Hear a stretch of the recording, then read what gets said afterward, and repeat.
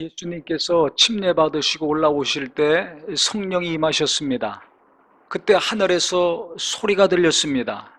하나님이 하신 말씀이죠. 예수님만 들은 것이 아니라 소리가 들렸으니까 거기 있는 모든 사람들이 들은 것입니다. 이는 내 사랑하는 아들이요 내 기뻐하는 자라 말씀을 하셨습니다. 이 말씀을 똑같이 또 한 번 더 하셨습니다. 언제 하셨습니까? 예수님이 산에 계실 때 베드로, 야고보, 요한 같이 있을 때 갑자기 구름이 끼더니 그때 이 말씀이 또 들렸습니다. 저는 내 사랑하는 아들이요 기뻐하는 자라 너희는 저의 말을 들어라 그렇게 말씀하셨어요. 그러니까 아버지는 아들을 사랑하시고 그 다음에 기뻐하셨습니다. 그런데 이 시점이 공생이 시작할 때 그 출발하는 그 시점에 하셨고 또 공생의 활동을 하시는 중간에 변화산에서 한번 또 하셨습니다. 그러면 우리가 생각할 때 우리가 누군가를 사랑하고 기뻐할 때를 잘 생각해 보세요. 내가 언제 사랑하고 기뻐합니까? 뭔가 일을 잘 했을 때, 완성을 했을 때, 좋은 결과, 내가 생각하거나 기대한 것 이상의 결과를 이루었을 때 우리가 그것을 기뻐하고 그 사람을 기뻐합니다. 그거 더 사랑하죠. 그런데 지금 하나님 아버지는 예수님이 이 땅에서 침례받고 성령 받으시고 일을 시작하시려고 하시는 그때 이 말씀을 하셨어요. 십자가에서 고난받으시고 죽으시고 부활하시고 승천하신 다음에 이 말씀을 하지 않으셨습니다. 이게 우리와 다른 겁니다. 즉 하나님의 사랑은 뭔가 일을 잘했을 때 사랑하시는 게 아니에요. 하나님의 기준, 하나님의 뜻을 다 이루었을 때 기뻐하신 것이 아닙니다. 아버지의 뜻을 이루려고 육체로 이 땅에 있고 오셨죠. 하지만 그 뜻은 죽으시고 부활하시고 보좌에 앉으셔야 다 이루어지는 겁니다. 다 이루어지지 않았는데도 사랑하는 아들이다. 저는 내가 기뻐하는 자다라고 두 번씩이나 말씀을 하셨습니다. 그것도 예수님에게만 하신 것이 아니라 많은 사람들이 듣는 곳에서 하셨어요. 또 제자들이 다 들을 수 있는 곳에서 하셨어요. 그러니까 하나님의 사랑은 어떤 사랑이냐? 조건과 기준이 없는 사랑이에요. 즉 이게 무슨 소리냐면 하나님 아버지가 아들이신 예수님께 이 말씀을 하셨을 때는 어떤 마음입니까? 너는 특별한 존재다. 너는 내게 가장 소중한 자라는 마음이 내포되어 있는 것입니다. 아버지와 아들의 관계는 사랑의 관계입니다. 성부, 성자, 성령의 관계는 사랑으로 하나 된 관계입니다. 변함없는 사랑입니다. 그 사랑은. 그렇기 때문에 영원전부터 영원까지 성부, 성자, 성령이 일체로 계속 일하실 수 있는 겁니다. 존재할 수 있는 겁니다. 우리처럼 부부간에 사랑해서 좋고 기뻐서 결혼했는데 얼마나 투닥거리고 갈등이 있습니까? 그랬다면 이 관계가 지속이 될 수 없어요. 또 배우자보다 더 끔찍이 여기는 게 누굽니까? 자식입니다. 내가 난 자식들은 내가 선택해서 결정하고 결혼한 배우자보다 훨씬 더 사랑하지 않습니까?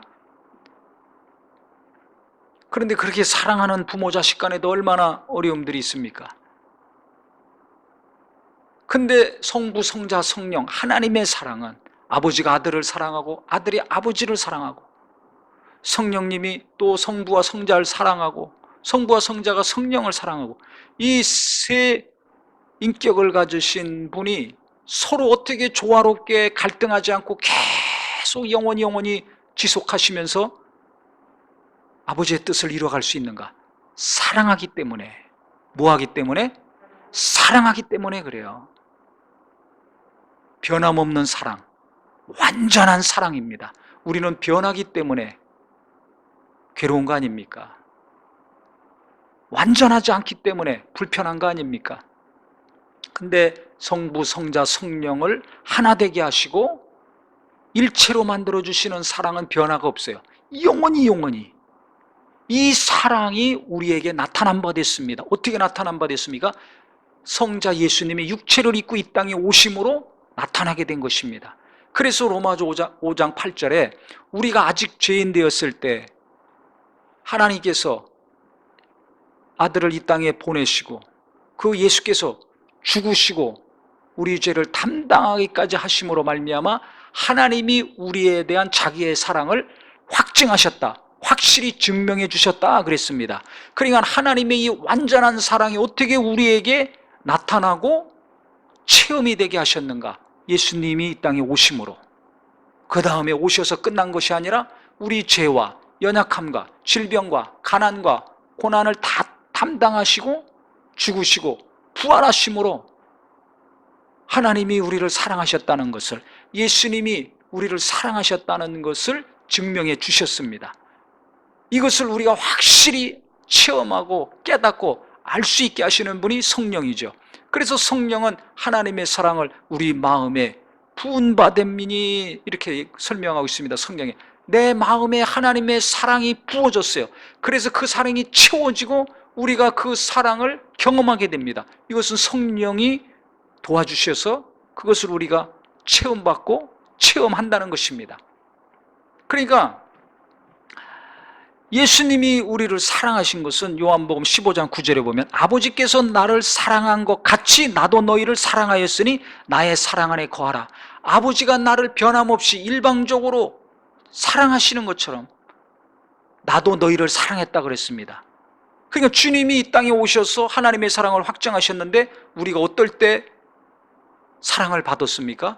죄인이었을 때, 연약할 때, 원수 되었을 때 예수님은 우리를 사랑하셨어요. 근데 우리는 누군가를 사랑할 때 가만히 보세요. 조건이 맞아야 사랑합니다. 내게 조건이 있어요. 기준이 있지 않아요? 그 기준에 맞아야 사랑해요. 그 조건에 맞아야 기뻐합니다. 부부간에도 그게 맞아야지 평안하지, 안 맞으면 안 좋은 소리 나오잖아요. 심한 말이 나오지 않습니까? 어떤 경우는 막 미움이 나오지 않습니까? 그렇게 내가 사랑하고 끔찍이 여겼던 자식이지만 내 기준이 생겨요. 이상해요. 이 아이들 이제 엄마가 임신해서 애를 낳습니다. 그러면 이 갓난아이들 낳은 부모도 있죠. 얼마나 애를 끔찍이 여기는지 모르요. 다 경험해 보셨잖아요. 머리카락도 없죠. 생긴 거 눈도 못 뜨죠. 뭐가 이쁩니까? 그런데도 부모는 얼마나 이뻐합니까? 얼마나 사랑합니까? 그냥 기뻐합니다. 사랑만 하는 것이 아니라 기뻐해요. 지금 저는 내 사랑하는 아들이요 내가 기뻐하는 자라 한 것처럼 사랑만 하지 않고 기쁨이 있어요. 아주 사랑과 기쁨 두 가지가 충만합니다. 근데 세월이 지납니다. 아이가 걷습니다. 이제 듣고 말합니다. 그러면 그 다음부터 엄마가 시키는 게 있습니다. 뭘 시킵니까? 공부시키잖아요. 놀아야 될, 실컷 뛰놀아야 될 나이에 공부를 시킵니다. 그러니까 엄마는 벌써 기준이 생겼어요. 없던 기준이 생겼습니다. 그게 뭐냐? 공부 잘해야 돼. 그래서 조금 크면은 공부 잘하면 엄마가 사랑하고 기뻐해. 공부 못하면 엄마가 나를 기뻐 안 해. 이게 한 20년 가잖아요. 대학 갈 때까지. 초등학교나 중학교, 고등학교, 대학 졸업하면 또 직장을, 또 번번한 직장 가야 되지 않습니까? 좋은 직장, 이름 있는 직장, 월급 많이 주는 직장 가면 기뻐합니다. 나도 기뻐하고 부모도 기뻐해요. 어느 순간에 자기도 기준이 생겼어요. 부모는 갈수록 기준이 많아져, 조건이 많아져. 교회 다니면 신앙생활도 잘해야 되고, 기도는 어떻게 해야 되고, 헌금도 어떻게 해야 되고, 예배 때는 어떻게 해야 되고, 갈수록 기준이 생기고 조건이 생겨요.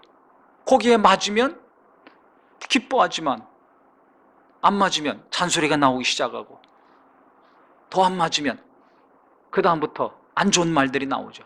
정죄하는 말이 나오고, 비난하는 말이 나오고, 무시하는 말이 나오고, 분노가 일어나고, 그 다음에 몽둥이가 날아가고.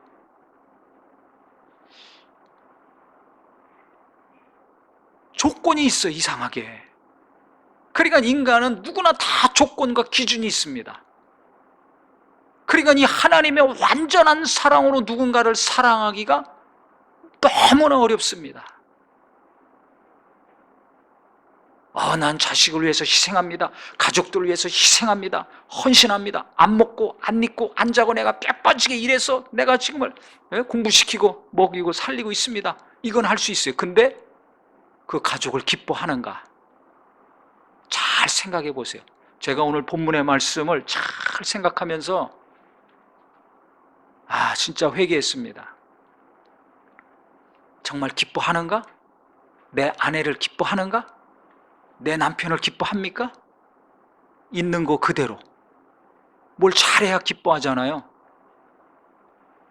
우리는 잘못할 때 하나님이 사랑하시고 기뻐하셨어요. 이 하나님의 사랑을 예수님이 오셔서 그대로 증명해 주셨습니다. 이것을 성령으로 우리는 깨닫고 체험까지 했습니다. 뜨거운 눈물까지 흘렸습니다. 그런데 이것이 막혀 있어요, 내 안에서.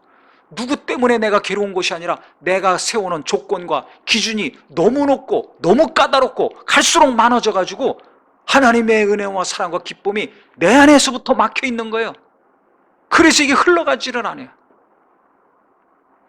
연약한 모습 그대로 내가 내 아내, 내 남편을 기뻐하냐 이거예요. 저부터 보니까 안 하더라고요. 조건에 맞아야 기뻐요. 특히 자녀들에 대한 조건과 기준이 얼마나 많습니까? 열심히 하는 부모일수록 그 기준이 더 높아요. 까다로워요. 그러니까 아이들이 숨막혀 가는 거예요. 사랑한다는 미명하에 조건을 뒤밀잖아요. 너 잘 되라고 하는 거야. 기도 열심히 하면서 기준이 높아지고 있지 않습니까? 그러니까 아이들이 힘들어하는 겁니다. 저도 기준과 조건이 있어요. 누구나 있죠. 그게 맞아야 되는데 미달이 돼. 무슨 기쁨이 있어요? 기도는 하는데 기쁨이 없어요. 제가 뭔가를 몰랐을 때는 그러니까 계속 잔소리하고 야단치고 꾸중하고 화내고 이렇게 했죠. 근데 하나님이 우리를 사랑하셨을 때는 뭘 잘했을 때가 아니잖아요. 율법은 기준이고 조건입니다. 예수님은 오셔서 그 율법을 다 완성하셨어요. 뭘로 다 완성하셨습니까? 자기가 다 담당하심으로, 사랑하심으로, 그리고 그 예수 믿고 구원받은 자들을 기뻐하셨습니다. 아버지가 아들을 기뻐할 때 무슨 조건이 있습니까? 간단합니다. 우리가 어린애 낳았을 때 무슨 조건이 있습니까? 있는 거 그대로 기뻐하고 사랑하잖아요. 왜 기뻐해요? 특별한 존재이기 때문에. 나의 특별한 존재, 하나밖에 없는 존재 아닙니까? 소중한 자이기 때문에 기뻐한 것입니다. 그래서 사랑하고 좋아하고 환영한 것입니다. 하나님도 마찬가지예요. 우리를 사랑하시고 우리를 기뻐하시는데 왜 그래요? 아버지가 아들을 기뻐하고 사랑한 것처럼 특별한 존재요, 소중하게 여기시는 존재이기 때문에 하나님은, 예수님은 나를 기뻐하시고 사랑하시는 겁니다. 깨닫는 은혜가 깊이 이루어지기를 예수님의 이름으로 축원합니다. 그래서 스바냐 선지자가 3장 17절에 보면 너의 하나님 여호와가 너의 가운데 계시니 그는 구원을 베푸실 전능자이시라. 그가 너로 말미암아 기쁨을 이기지 못하시며 너를 잠잠히 사랑하시며 너로 말미암아 즐거이 부르며 기뻐하시리라 그랬습니다. 잠잠히 사랑하시고 즐거이 부르시고 기뻐하신다는 거예요.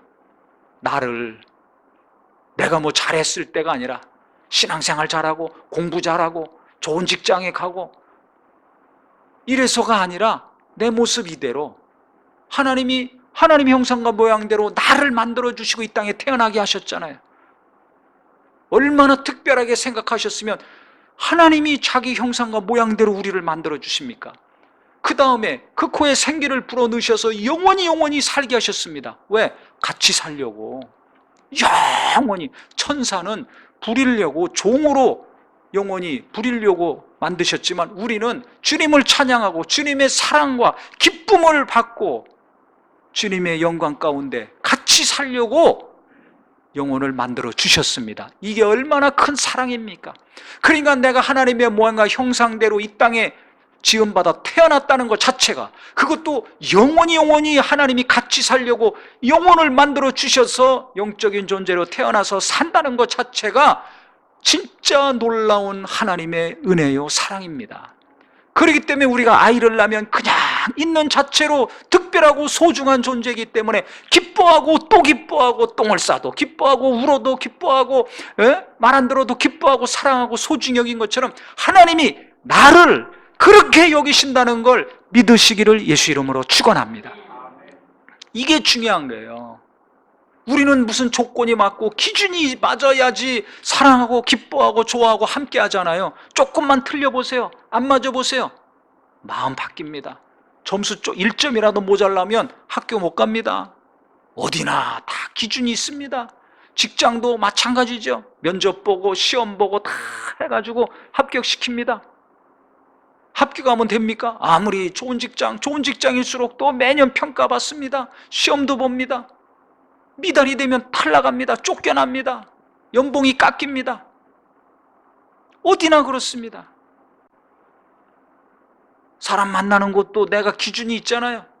내가 생각하는 조건들이 있잖아요. 그게 맞아야 남자건 여자건 성도건 만나죠. 뭔가를 하죠. 그거 안 그러보세요. 싫어합니다. 안 만납니다. 같이 안 합니다.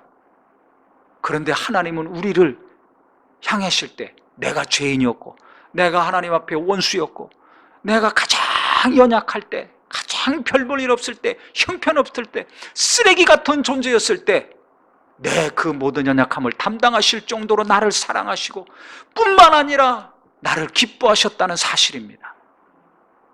그래서 제가 이 말씀을 계속 보면서 깨닫는 것은 내가 교회를 위해서 교인들을 위해서 가족들을 위해서 희생하고 헌신하고 목숨까지 다 바치겠지만은 기뻐하는가? 여기서 딱 걸리더라고요. 기뻐하는가? 기뻐하지 않아요. 기쁨이 없어. 뭔가를 막 계속 일을 해야 된다. 저 자신에 대해서도 기준이 높아요. 설교를 하던 목회하던 사는 모든 일에서 기준이 너무 높아요. 근데 하나님은 그런 거 요구 안 했거든요. 너 설교 잘해야 돼. 영감 있어야 돼. 많은 사람들의 은혜 받고 구원받고 치유받고 힘을 얻는 목회를 해야 돼. 그건 내가 생각한 조건이지 하나님이 그런 거 요구한 적이 없어요. 그런 것처럼 우리는 자기 스스로 만들어 놓은 기준과 조건이 얼마나 많습니까? 거기에 갇혀가지고 거기에 매여서 하나님이 주신 은혜와 사랑과 기쁨이 있는데 자기가 만들어 놓은 것 때문에 막혀가지고 이걸 다 상실하고 있는 겁니다. 그러니까 진짜 예수 제대로 믿으면 진짜 하나님의 사랑을 잘 알면 내가 쓰레기 같은 존재를 할지라도 정말 형편없는 존재를 할지라도 하나님이 나를 사랑하시고 하나님이 나를 기뻐하신다는 걸 알 때 어떻게 됩니까? 나도 하나님을 기뻐하는 자가 되는 것입니다. 할렐루야. 나도 공부 좀 못하고 돈도 못 벌어오고 성품도 안 좋지만 그 남편을, 그 아내를, 그 자식을, 그 부모를 어떻게 하는 자가 되는 거예요? 사랑하고 인내해서 기도만 하고 변화시켜달라고 몸부림만 치는 것이 아니라 몸에 기뻐하는 자가 되는 겁니다. 기도는 죽어라 하고 날마다 하는데 성질 내고 화내고 정죄하고 무시해보세요. 말짱 도루묵입니다. 말짱 도루묵이에요. 제 막내가 얘가 학교 다닐 때 어려서 학교를 가야 되잖아요.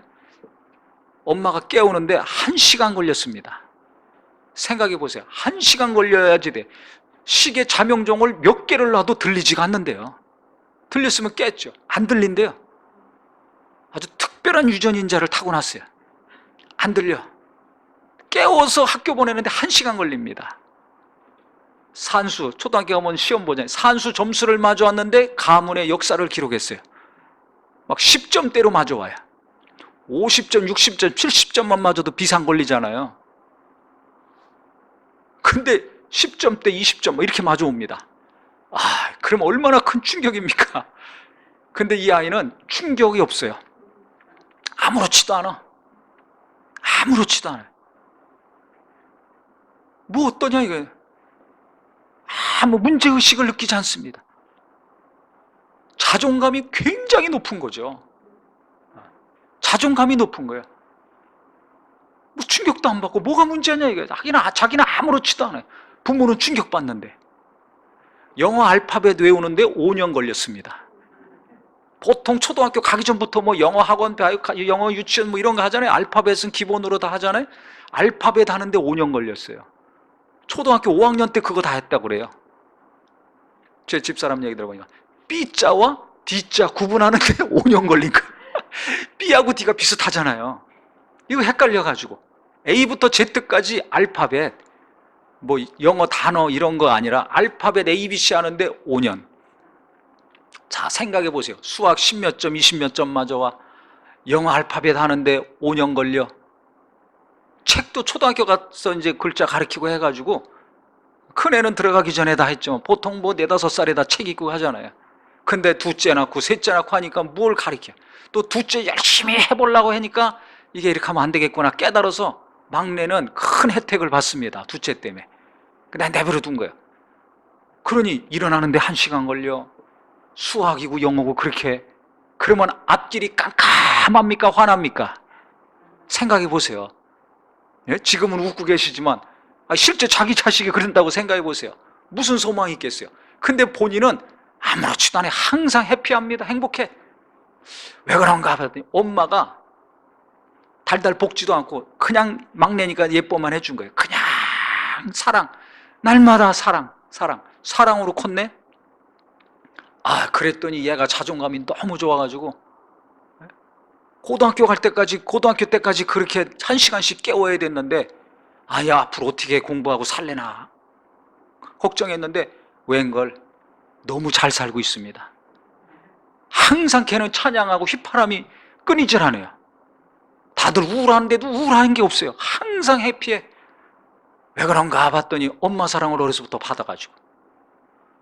그러니까 부모가 자식을 잘 사랑해주고 기뻐할 때 아이들의 자존감이 높아집니다. 열등감이 없어요. 10점, 20점 맞아와도 열등감이 없어요. 맨날 늦게 일어나고 늦게 와도 열등감이 없어요. 뭐 하면 미술 시간에 다 그림 그리는데 얘는 끝날 때 그림 그린대요. 선생님한테 연락 올 정도로. 왜 이렇게 느리냐고. 그래도 열등감이 없어. 그러니까 나중에 하나님이 도우셔가지고 말이에요. 알아서 나중에 일찍 일어나고 멀리서 학교 다니는데도 알아서 일찍 일어나. 저희들 걱정은 어떻게 아침에 학교 갈까 이게 걱정이었어요. 알아서 때가 되면 가더라고요. 그렇게 학교 가기는 1시간 걸렸는데 교회 봉사하러 가니까 봉사하러 갈 땐 새벽같이 일어나요. 소풍 갈 때하고 교회 주일날 갈 때 이때는 알아서 새벽같이 일어나요. 참 신기하죠. 그러니까 나중에 혼자 알아서 다 해요. 지금도 알아서 신앙생활도 알아서 다 잘해. 뭐든지 잘해. 교회에서도 봉사하고 목사님이 어려우면 얘하고 상담할 정도로 가족들도 그 목사님 가족도 잘 챙기고 알아서 잘해요. 말이 필요가 없어요. 어떻게 이렇게 알아서 잘하나. 어떻게 저렇게 열등감이 없고 자존감이 있고 사회생활이건 신앙생활이건 학교생활이건 알아서 앞길 잘 찾아가나 했더니 비결이 기도 많이 한 것도 있지만 어려서 사랑을 많이 받았을 때 엄마가 쪼지 않고 이래야 된다 저래야 된다 달달달 안 먹고 환영해주고 기뻐해주고 사랑해줬더니 온전한 사람이 되더라. 할렐루야. 저도 마찬가지예요. 제가 아파가지고 다 죽어갔지 않습니까? 눈도 못 뜨고 걷지도 못할 정도로. 그런데 그 이후에 제 아내가 저를 어떻게 됐는가? 어디 갔다 들어오잖아요. 1시간만 떨어져 있다 들어와도 엄청나게 환영하고 기뻐합니다. 이해가 안 가시나 보네. 안 믿어지죠? 실제 그래요. 1시간만 떨어져 있다 만나더라도 환영하고 기뻐해요. 그러니까 우리가 지금 저는 내 사랑하는 아들이요 내 기뻐하는 자라. 예수님이 공생에 잘 완성했을 때 이 말씀 하시지 않았어요? 성령 받고 시작하려는데 그때 말씀하신 거예요. 그러니까 우리가 학교 들어가기 전에만 사랑하고 기뻐할 것이 아니라 들어갈 때, 학교 다닐 때, 졸업한 이후에 또 어느 직장을 가든지 어떻게 되든지 있는 모습 그대로 기뻐하고 사랑한다면 아이들의 자존감이 높아서 이 어렵고 힘든 시대에 교만하지 않고 열등감 느끼지 않고 건강한 마음과 정신과 생각을 가지고 살아갈 수 있는 귀한 가족들이요 자손들이 될 수 있을 것입니다. 남편이 시원찮다고 바가지 긁으면서 기도하면 안 돼요. 기도하면서 오늘 이 말씀이 깨달아지는 은혜가 있어서 남편이 아내를 기뻐하고 아내가 남편을 기뻐하고 만날 때마다 환영한다면 그 가정은 진짜 예수 잘 믿는 가정, 행복이라는 단어가 말로만이 아니라 마음의 체험이 되고 육체에도 체험이 되는 가정이 될 수 있을 것입니다. 열심히 교회 다니고 열심히 기도한다고 하면서 만나면 안 좋은 말이 나와. 그게 뭐예요? 이 코로나 이후에 사람들이, 전 세계 사람들이 지금 움직이질 못하잖아요. 꼼짝 않으니까 바뀐 게 있죠. 뭐가 바뀌었어요? 공기가 깨끗해졌어요. 바닷물도 깨끗해졌어요. 하나님이 창조하신 이 창조, 피조계가 깨끗이 정화가 됐습니다. 우리도 마찬가지예요. 지금 움직이지 못하니까 신앙생활도 정상적으로 지금 못하고 있죠. 정상적일 때는 어떻게 해요? 1월부터 12월까지 뭐 특별 기도회, 새벽 기도회, 40일 기도회, 단일 기도회, 뭐 대신방, 전도대회, 그 다음에 또 뭐 수련회, 여름 성경학교 등등 뭐 계속 있지 않습니까? 또 절기 때마다 행사하고 1년이 금방 갑니다. 그런데 지금 거의 아무것도 못해요. 그러니까 무슨 일이 일어났습니까? 답답하죠.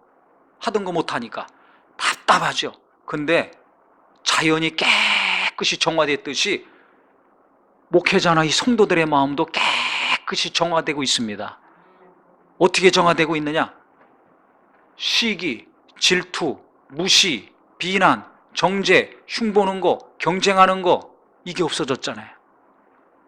기도 뭐 한번 해보세요. 기도 모임 한다, 뭐 전도한다, 뭐 행사 같은 거 한다. 그러면 누구는 기도에 나오고 누구는 안 나와. 그러면 아니 저 사람 왜 안 나와?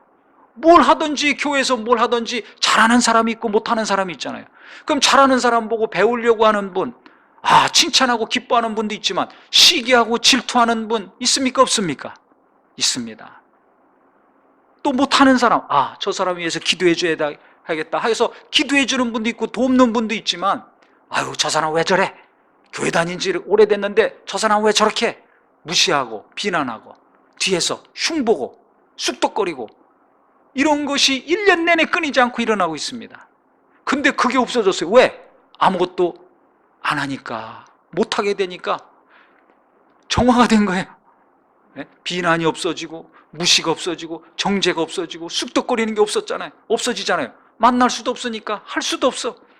하는 게 없으니까, 보는 것이 없고 듣는 거 없으니까 조용해졌습니다. 한쪽으로는 답답한 것 같지만 한쪽으로는 깨끗하게 되는 겁니다. 깨닫는 은혜가 있기를 예수 이름으로 축원합니다. 이유가 다 있더라고요. 다 이유가 있습니다. 그러면서 하나님께서 깨닫게 하시는 것은, 네가 아무것도 안 한다 할지라도, 네가 탁월하게 잘하지 못한다 할지라도 나는 너를 사랑해. 나는 너를 기뻐해. 지금도 나는 너를 생각하면 기쁨이 넘치고 있어. 근데 너는 왜 그렇게 많은 조건이 있냐? 왜 이렇게 까다롭냐? 또 기준이 많은데 그것이 왜 이렇게 또 높냐? 나는 그게 없는데. 이걸 깨닫게 하시는 거예요. 그러니까 우리가 누군가를 기뻐한다는 거, 진짜 주님이 우리를 사랑하신 것처럼 누군가를 사랑한다는 것이 진짜 어려운 거구나. 이걸 깨닫는 동시에 저를 돌아보게 됐고, 그 다음에 우리가 갖고 있는 문제가 무엇인가를 하나님이 보게 하셨습니다. 예수님이 오셨을 때 우리를 구원하려고 오셨는데 바리새인들이 조건이 많았어요.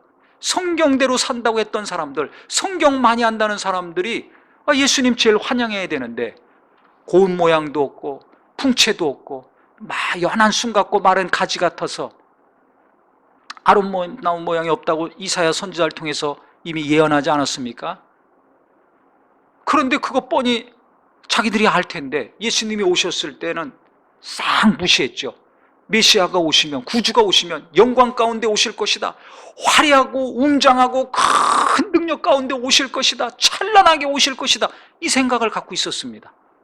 자기들이 갖고 있는 기준이 있었어요. 조건이 있었어요. 거기에 예수님이 안 맞으니까 싹 무시했잖아요. 이미 선지자를 통해서 말씀하셨는데 그건 안 들어와. 싹 무시했습니다. 그러니까 내가 갖고 있는 기준, 조건이 있으면 뭐가 막히게 돼 있는 겁니다. 막히게 돼 있더라고요. 하나님은 나를 기뻐하시고 사랑하시는데 나는 하나님을 기뻐하고 사랑하지 않아요. 하나님은 조건 없이 나를 용서하시고 내 연약함을 담당하시고 나를 기뻐하시고 지금도 사랑하시는데 나는 누군가를 대할 때 사랑한다고 하면서 조건이 많아, 기준이 많아. 그러니까 기뻐하지 않아요. 그래서 제가 성도들을 제 영적인 상태를 체크할 때 기준이 있습니다. 그게 뭐냐면 내가 교인들을 생각할 때 기뻐하는가? 기뻐하지 않는가? 이걸 생각해요. 근데 만나지 못하다가 오래간만에 한 번씩 만나고 예배하기 어려운데 예배하고 연락하고 그러면 막 기쁘죠? 이게 성경으로 지금 돌아가고 있는 거예요. 코로나 때문에 성경적이 됐어요. 그전에는 뭘 잘해야지 기뻐하고 좋아했는데 지금은 그거 관계없이 있는 자체로 기뻐하고 예배하는 자체로 감사하고 서로 함께하는 것 자체로 환영하고 좋아하지 않습니까? 맞습니까? 틀립니까? 그러니까 지금 예수 믿는 사람들이 진짜 성경으로 돌아간 거예요. 그래서 이 시대에 우리가 답답하고 우울하고 하는 것도 있지만은 하나님은 지금도 나를 사랑하시고 지금도 나를 기뻐하신다는 걸 생각할 때 그럼 나는 어떤 마음을 가져야 될 것인가? 어떤 생각을 가져야 될 것인가? 하나님의 사랑을 예수님이 이 땅에 오셔서 직접 나타내시고 성령님이 그것이 어떤 것인지 내게, 우리에게 알게 하시고 체험시켜 주셨으니까 나도 누군가를 볼 때 저는 내 사랑하는 자요, 내 기뻐하는 자라. 특히 가족들을 볼 때 주님의 이 음성이 나의 마음이 되기를 예수님의 이름으로 축원합니다. 그래서 진짜 내가 행복하고 기쁨이 넘치고 가족들 간의 은혜의 삶이 되려면 오늘부터 기준 내려놓으세요. 남편을 향한 기준과 조건, 아내를 향한 기준과 조건, 특히 자식들이 잘 되고 건강하게 잘 자라길 원한다면 내가 갖고 있는 자녀에 대한 조건과 기준들을 하나씩 내려놓으시기를 예수 이름으로 축원합니다.